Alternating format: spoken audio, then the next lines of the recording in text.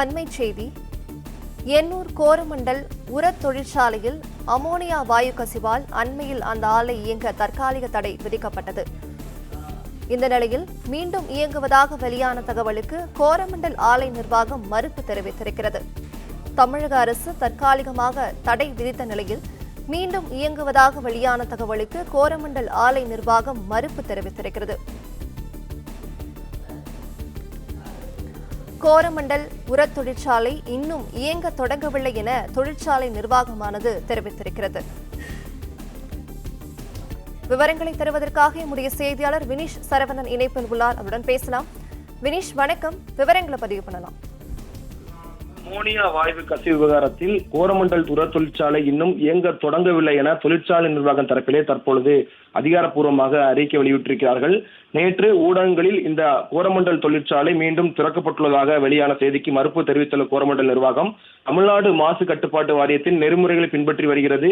தற்போது தற்காலிகமாக தடை விதித்திருக்கிறார்கள். அவர்களுடைய தடையை மீறி நாங்கள் இந்த நிறுவனத்தை ஆலையை இயக்கவில்லை என தற்போது அதிகாரப்பூர்வமாக அறிக்கையில் வெளியிட்டிருக்கிறார்கள்.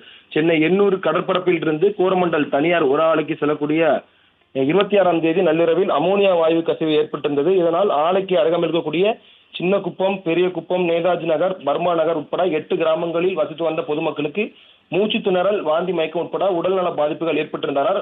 தற்போது வரை 52 பேர் மருத்துவமனையில் சிகிச்சை பெற்று வருகிறார்கள். அமோனியா வாயு கசிவு முற்றிலும் நிறுத்தப்பட்டதாக தமிழ்நாடு மாசு கட்டுப்பாட்டு வாரியம் அடுத்த நாளே அறிவித்திருந்தார்கள்.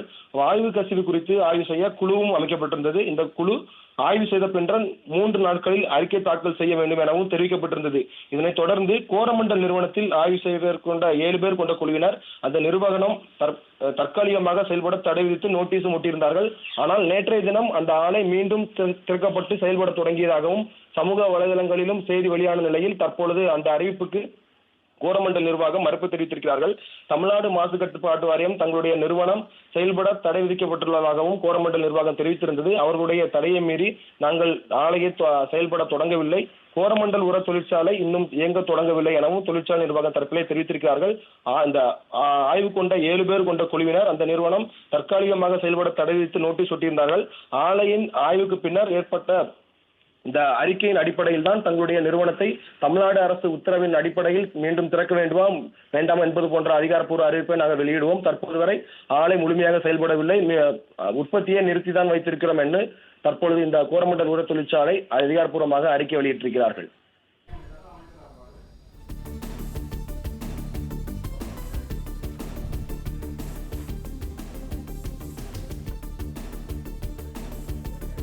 விவரங்களுக்கு நன்றி வினிஷ் சரவணன்.